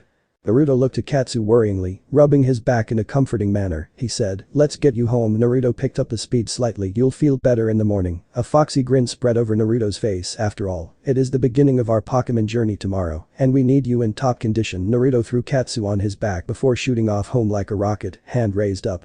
Index finger pointing towards the setting sun, and adventure waits for no one. Naruto shouted jovially, increasing his speed with agility, becoming nothing but a yellow and silver blur to any onlookers. Naruto looked back at his passenger when he felt him pass out in exhaustion. A soft smile appeared on his face when he heard the loud snores of his friend. Mega Evolution, thought Naruto. What power! An image of his friend with that feral look appeared in his mind. "We will get through this together, like we always do." Naruto truly believed that they would. After all, Naruto was known for making the impossible possible. He was Naruto Uzumaki Ketchum. Unknown location. "Father?" called out a soft but playful voice, laced with shock. "Did I hear you right?" The two stared at each other, one with a look filled with shock, surprise and slight hope, the other with indifference in its eyes, but with an underlining of warmth and understanding, as it's looked at one of his most favorite among its children. The voice called again, "You want me to go with the chosen one?" The tiny being let out a childlike sequel of excitement when it got a nod in reply, before coming to a complete stop and looking at the bigger being with its back straight, a serious look on its face. Raising a pink paw to its feline-shaped head in a mock salute, "Don't worry, I will be with him every step of the way." The little being covered its mouth as small happy giggles overcame it. It stated to float in the air, saying, "You can count on me." The little pink feline waved its paw goodbye as it started to teleport away, but not before saying one last thing, "Thank you, Daddy," then vanishing in a flash of pink, leaving the other being on its own. The being just shook its head at the display before the very air seemed to twist as a portal sprang to life, illuminating the lone creature, revealing its massive white body that was supported by 4 legs tipped in gold, and the ring in its midsection, also colored the same metallic color. The being looked into the portal as images speed across the surface before stopping on one of Naruto, sleeping in his room in Pallet Town with his partner, Katsu, not too far away in his own bed. The being shook its head again before speaking, his voice barely a whisper that carried in the silence of the room. "Good luck." You. Time skip. 7:30 a.m. next morning, Pallet Town, Oak Ranch. The day was the day where Naruto sets off, leaving Pallet Town behind him for the foreseeable future. Armed with everything he's learnt over the past 8 years, his training with Caillou, his studying Pokemon with Professor Oak, and his skills of taking care of himself from his mother, Delia Ketchum. Today was the day where a legend started his journey. Naruto could barely contain his excitement as he ran up the steps of the lab to the front door, Katsu right beside him, the aura Pokemon just as excited. Not even stopping for the door, Naruto burst into the lab with the force of a 12-year-old on a sugar rush, which he might as well have been. Looking around the room, Naruto soon saw Samuel standing off to the side with a cup in his hand, an amused glint in his eyes as stared at his apprentice of the last 6 years and the boy's Pokemon partner. "Hello, Naruto," he greeted, taking a sip of his tea, sighing in bliss as he drank. "What could you be doing here at this hour?" Oak stifled a laugh when he saw the look in the young boy's eyes. Bring his cup up to his lips to hide his smile, he asked in a questioning tone. "Come to pay your old man a visit." He closed his eyes and waited for the response he knew was coming. He wasn't disappointed. Pointing a finger at his mentor, Naruto shouted, "You know why I'm here." Katsu mimicked his actions by pointing his paw to the aged professor and barked alongside his friend. "It's time for me to start my journey to become the greatest." Naruto advanced towards the now nervous professor, eyes narrowing. "So give me my Pokédex and my Pokemon." Then a sick smile spread across his face, eyes closing. Katsu growled a low threatening growl as a dark aura surrounded them. "Both, or you can be the next target for our pranks." "And you don't want that." Naruto's smile was so sweet that it had to be fake, opening his eyes so that they were half-lidded. He locked Oak with a stare that froze the poor professor. "Do you?" Naruto finished, arms crossed, alongside Katsu, who also stood there staring at the poke professor. Samuel waved his free arm and shook his head rapidly, letting out a nervous chuckle. "Now that won't be necessary at all." Boy Oak turned around with a come with me motion toward the now smug Naruto and Katsu. "I know why you're here." Setting his cup down on a nearby desk, Oak came to a stop and looked back to Naruto. "It's finally time for you to go on your own Pokemon journey." Oak pressed a series of buttons causing a hole in the middle of the floor to open in a table, holding a square black and orange device and 5 Pokeballs, 3 normal red and white and 2 red and black Cherish balls, to rise out of it. Naruto stood there staring. He knew well what that was. He helped design it after all. It wasn't supposed to be ready yet and the coloration was wrong as well. The normal models were red and white, not black and orange. A small laugh broke him out of his stupor. Turning his head, Naruto looked at the cause with a question look on his face. "Professor?"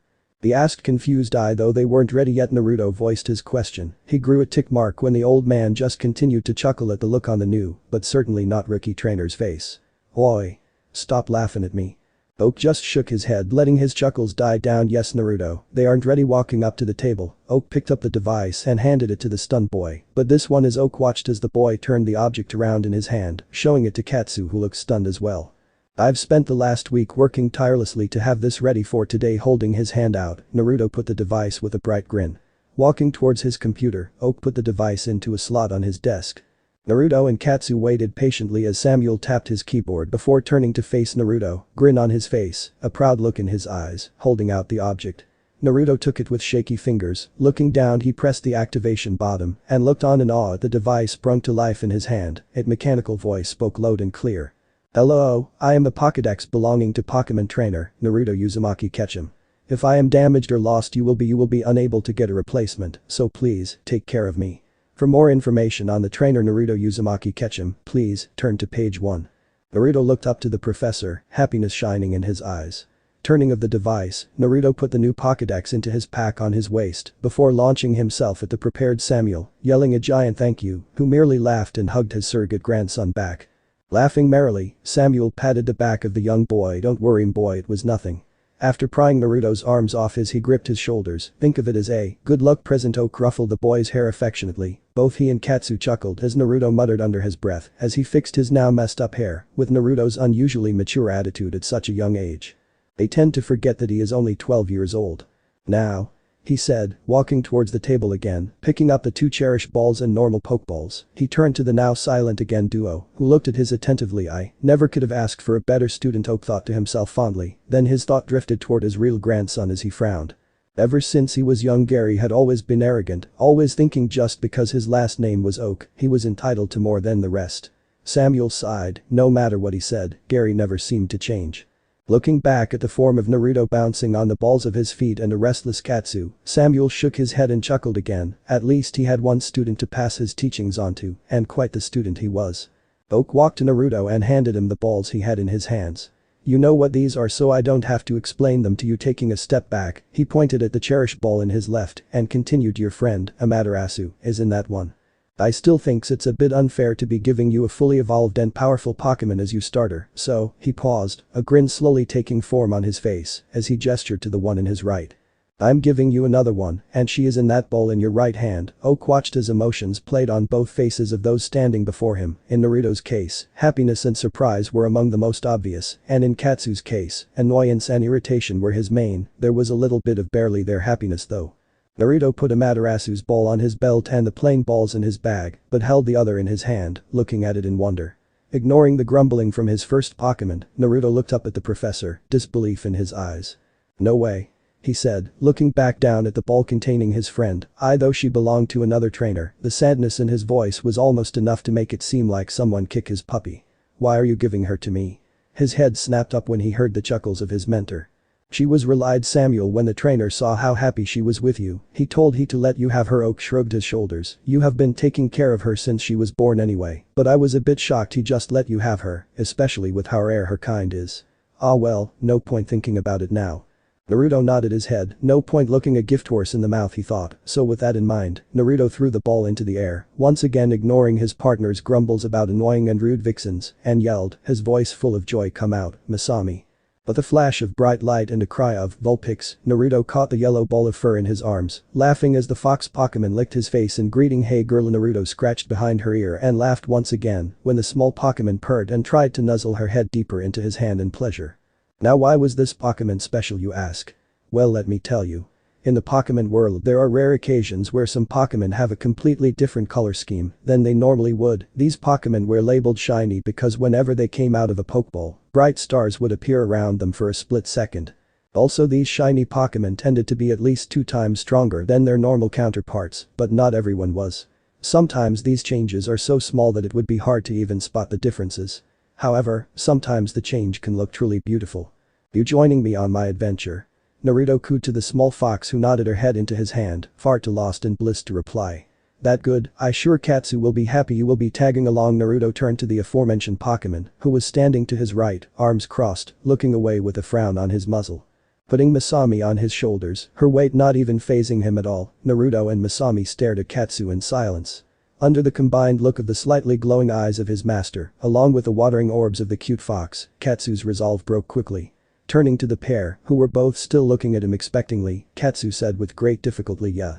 Brining up a reluctant paw to the smug-looking fox. Oh, how Katsu hated that look, so swallowing his pride for a moment, he pushed forward. It will be nice to have you on our team. There was that look again. Naruto nodded, seemingly satisfied, and turned back to the Pokemon professor. However, by doing this, he missed the passenger on his shoulder sticking out her tongue and making faces at the increasingly irritated Katsu. However, the professor didn't and just sat back and watched the byplay with an amused smile. Just as Naruto was about to open his mouth to say his goodbyes to the professor, an enraged shout of "That's it!" cut him off. Acting on instinct, Naruto picked up yapping that sounded a suspiciously lot like giggling and held her skyward, away from a practically foaming at the mouth Katsu, who was clawing at her like he was a savage. And held his other hand out to try and stop his irate Lucario. Oi, what the hell's your problem? Looking up at the fox then back at Katsu, Naruto said, what could she have possibly done to make you this mad? That doesn't matter. Shouted Katsu, taking a snap at the fox, who just smirked back. Let me at her. An evil glint appeared in his eyes, making Masami shake a little. She would make a lovely fur coat. Katsu bared his teeth to get his point across. Boy. Back off, Katsu. Besides, you are made of fur. You don't need a fur coat. That doesn't matter. Yeah. Kinda does. Katsu baka. Whatever. Fine, she will make a nice rug then. That better. Thanks, I didn't know you cared, you would make a nice rug too. Shut up. Furball. Naruto turned his head to the aged professor, who was sat there laughing at the scene of team bonding happening before him. This isn't funny, old man. Naruto twisted his head to the side, trying to avoid the claws of the 2 Pokemon he was keeping at bay. A loud laugh boomed inside Naruto's head, alerting the boy to the now awake fox in his mindscape. Actually, kid, this is pretty funny. Shut up, Caillou, now is not the time. The answer Naruto got in reply was not disappointing nor surprising. Afterwards he did tell his sensei to shut up. How dare you? The great beast bellowed. Do you not know whom you are speaking to? Naruto winced as a powerful headache was sent his way. I am the great and almighty Caillou, he boosted, pride and arrogance thick in his voice. You will respect me, brat. Or I will make you regret. The line was suddenly cut as Naruto shut the link, blocking out the raving and ranting of his sensei. Oh yes, he was most certainly going to regret that, but had more important things to deal with at the moment. Like the fact that 2 of his 3 Pokeballs were at each other's throats, quite literally. No, seriously, they were rolling around the floor with Katsu's hands around the yellow fox's neck, who was trying to claw out the bigger Pokemon's eyes. When did they get out of my hands? Naruto mused before he sighed and rubbed his temples. He was going to have to fix this before they kill one another. This is ridiculous, thought the young trainer as he made his way to the squabbling pair. They are meant to be teammates, not trying to kill each other for some strange reason. Naruto thought the whole ordeal was slightly ironic to him, although he wasn't quite sure why. Shaking off the feeling, Naruto came to a stop in front of the still fighting pair and slowly raised his now clenched hands before. Wham! Bringing them both down onto the heads of his 2 bickering Pokemon, sending them to the ground with a crash. Steaming lumps adorned their crowns, swirls as the eyes. Naruto's face was taken over by a scowl as he grabbed both Pokemon by the scruff of their necks and sat them down, rather roughly. Crossing his arms on his chest, Naruto waited as the pair shook their heads to clear the remaining stars after the smacking they got. All three sat in silence as, two staring at their master with nervous looks, one with no emotion looking down at his Pokemon. Oak watched in the background, wondering how Naruto was going to handle this little bump even before his journey started. "I can't believe you two," Naruto started. The disappointment in both his eyes and voice was thick in the air, making the Pokemon look down. "You two are meant to be teammates, comrades, even friends, not whatever you two are." Naruto stopped and gave them both a critical look. "When we leave this lab, we will be a team, which means looking out for one another, fighting together, covering each other's backs, eating together, training together. My Pokemon team is a family. How can I trust you two with any new Pokemon I get if I can't trust you to work well together at all? Families look out for one another." Both Pokemon looked down in shame as their trainer ruthlessly scolded them. It was what they needed, thought Naruto as his eyes hardened. He didn't want to be so mean, but he had to nip this problem at the bud before it began to fester and spread. "And if you can't see that, then, as much as it will pain me, I will leave you here. Amaterasu is more than enough for the start of my journey." Both Pokemon snapped their heads up to look at the blonde, fear and worry written all over their faces. He couldn't do that. Not after all the training he put them through. All the waiting. He just couldn't. It wasn't fair. Looking in his eyes, both could see that he would, even if it did hurt him, he would leave them behind at the ranch while he traveled the world, getting new Pokemon, conquering leagues, starring in contests. He would leave them. Before they both fell even deeper into a sort of self-hate and depression, Naruto spoke up again, knocking them back into the world of the living. "I see you both truly understand the depth of the matter at hand. Family means everything to me, the willingness to protect those precious to you, that is what matters to me." The look in Naruto's eye intensified as both Pokemon and Professor looked at him in slight awe. "My team is my family, will you two be part of that family and push aside your petty squabbles, or will I have to leave you behind?" Silence descended as Naruto stood, waiting patiently, arms still crossed, looking at the Pokemon exactingly with a neutral expression. The question hung in the air, ringing in the Pokemon's ears. It took almost no time for them to come to an answer, the same answer. Both looked at Naruto and nodded, determination burning in their eyes, the determination to protect any new family members that they might get, and if that meant no more fighting between the two. Well, that was an easy sacrifice that both would be willing to make. Naruto let the cold expression melt off his face as his relief took over him. He wasn't lying in any of that speech. If they really couldn't fix their problems, he would have left them behind. He was oh so glad he didn't have to though, that would have killed him. "Good, now let's get going, lots to do and Pokemon to catch." Naruto stretched out his arm low to the ground, not even budging, when the small Masami got up to his shoulders and wrapped herself his neck, situating herself, while turning to the silent form of Oak in the corner, a proud look on his face, as he nodded his head approvingly. Naruto let out a cheesy grin and brought his hand up to his forehead in a sort of mock salute, an action both Katsu and Masami copied. It painted a pretty funny picture to any outside looker.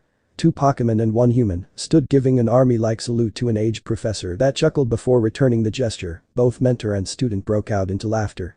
Naruto scratched the back of his head with a foxy grin. With one last wave from all three in his party, Naruto spun on his heel, heading towards the door in a mild jog, Katsu by his side. Right when he passed the threshold, Naruto looked back to the Pokemon professor. "Next time you see me in person," thumbing his chest, Naruto looked Samuel dyed in the eyes, and what the professor saw shocked him slightly. Pure determination and a will that burned so bright it was like fire, the fires of the will. No, the will of fire sounded better. "I will be the champion of Kanto, that's a promise." The light in his eyes reflected the bright smile on his face, "and I never go back on my word, Dadabeo." Naruto finished strongly before he froze, his face turning a bright cherry red as he slapped his hand over his mouth in horror. With a quick "bye old man." He shot off like a rocket, trying to get away from his giggling Pokemon teammates. Oak just stood there, staring at the open door in a slight daze. The way Naruto spoke with such strength just made you want to believe in him. The way he spoke just made you think that no matter what he would accomplish anything. If his word don't convince you, then the look in his eyes most certainly will. "Yes," Oak thought, "I do believe in you boy, you are destined for great things." Shaking his head, Oak willed his eyes into focus when a figure appeared in the open door frame. Samuel sighed when he saw the arrogant smirk and the mightier that thou look. How did he mess up with this one? Putting on a cheerful smile, he opened his arms wide in a welcoming manner. "It's good to see you. Are you ready for you starter Gary?" Just outside the lab, Naruto came to a sliding stop, almost ramming into the person standing in front of him. Balancing himself, Naruto looked up to see the brilliant and beautiful visage of his mother holding a hand to her mouth to try and stop her giggles, the other clinching a small black piece of fabric, her honey eyes twinkling in mirth. Naruto pouted, even his own mother was laughing at him. With a quick pinch to the ear and slap on the back of the head to Masami and Katsu respectively, Naruto looked at his mother and seeing the slight water in her eyes, he wrapped his arms around her waist and, as Masami jumped off her spot, pulled her into a hug, which she melted into resting her head on his shoulder. God. Delia thought to herself in amazement, how is he so tall? It always did baffle her. Naruto at age 12 had a body most man would die for and women would drool over. Standing at 5'6", Naruto could very easily pass as a 15 to 16-year-old. Delia could feel a prickling in the back of her eyes, she knew what they were, but did nothing to stop the flow, just let them drip and soak her son's jacket, the one she made him. "Today's the big day," she said in a chocked voice. Although she was happy for him, she couldn't help but be sad. The house was going to be terribly empty after he left. "You're finally a trainer." She barred her face into his neck trying to stop her sobs. "I'm so proud." And she really was. But it was going to be so different without him here, she was miss him so much. Naruto just stood there rubbing his mother's back, listening to her sobs. This was heartbreaking. Sighing, Naruto put his hands on Delia's shoulders and pushed her back to look at her face. His heart lurched at the tear tracks on her face. He never liked seeing women cry, especially his mother, the woman who looked after him for the last 8 years. Putting his hands on her cheeks, Naruto used his thumbs to brush away her tears and kissed her forehead. Pulling back, he said, "I love you, Mom. I will call you whenever I reach a new city, that's a promise." He continued in a softer tone, "And as you know, I never break my word." "Yes, honey, I know." Shaking her head, Delia dried her eyes. Naruto will be Naruto, she thought fondly before turning to the two silent Pokemon that looked on, watching the pair quietly. Pulling the two into a hug, which they both gave back, she said in a shaky breath, "I will miss you too." They just held her slightly tighter in reply. Realizing them from the hug, she backed off and scratched them both behind the ears, getting a pleasured sigh from them both. Delia let out a light giggle as Naruto watched, barely able to hold in his laughter. Delia stopped, getting whines from both of them, and looked at them pleadingly. "Can you two please look after Naruto? As you know, he is prone to accidents." Ignoring the hey, she carried on, "I would feel a lot better knowing you two are looking after him." Letting out a smile when she got a cry of Vulpix. "And of course Miss Ketchum." And stood up from her crouched position while letting out a soft thank you. Delia looked back at the again pouting Naruto and made her way to him. Raising her right hand, she presented him the black cloth-looking object in her grasp. Naruto took it with a questioning look directed her way. "Your forehead has always looked bare to me," she started as Naruto unfolded the fabric. It felt so soft. Like something was meant to be there. Delia paused as Naruto held up the piece of cloth, inspecting it. "So I made you this?" Naruto turned it over in his hand, taking it in. His mother always was skilled in making clothes. His jacket was proof of that fact, and this was just as good as that. With the fabric being soft to the touch despite its rough look and the blue Pokeball logo in the center, it looked like his mother had outdone herself again. Bringing it up to his head, Naruto tied the bandana around his forehead and looked towards Delia, bite grin on his face. "So," he started, "how do I look?" Delia came back almost instantly with a teasing smile, even more ruggedly handsome than ever. She let out a series of chime-like giggles as Naruto looked off to the side to hide his blush while scratching his cheek sheepishly. Pulling him in for another hug, she whispered, "Good luck, Naruto." Naruto just put his arms around her. "Thanks, Mom." They held each other of a minute before breaking apart, holding out his right hand to let Masami jump up again as Katsu appeared at his other side. Naruto said, "I love you, Mom," and with that they were off walking down the road and into adventures unknown. Looking back, Naruto and his Pokemon waved to Delia, who stood there hands clasped together over her heart. "See you later." "Bye, Miss Ketchum." "Vulpix, bye." Delia just stood there waving back. A single tear dropped from her face and disappeared in a show of twinkles before it even touched the ground. When they finally vanished over the hill, Delia just stood there, a soft watery smile on her face before she spun on her heel and started away home, all the while her hands were clasped over her heart. "Damn," she whispered to herself. She smiled, turning wistful. "I miss them already." In the skies above Pallet Town, a small feline Pokemon floated in the air doing flips and spins while squealing in fun before stopping to look down at the dirt road leading out of Pallet. "Where is he?" she thought to herself, looking around. "I feel him, so where is he?" Closing her eyes, she focused, feeling for him. She had done this many times over the last few years. She knew his energy off by heart. Her eyes snapped open suddenly. "Ha, found you." Just as she was about to go to him, a shadow loomed over her, completely covering her small form. Though she wasn't worried, she knew what, or rather who this was. Without even turning, the small cat spoke. "It's good to see you again." Turning around, a rainbow of colors met the pink Pokemon's eyes, every single one of them glowing bright. "Sister." The end. So how was this part? I hope you like it. And if you like it, share this part with your friends and like the video too. And don't forget to subscribe our channel for daily awesome fanfiction. Okay, it's time for me to go. Bye bye.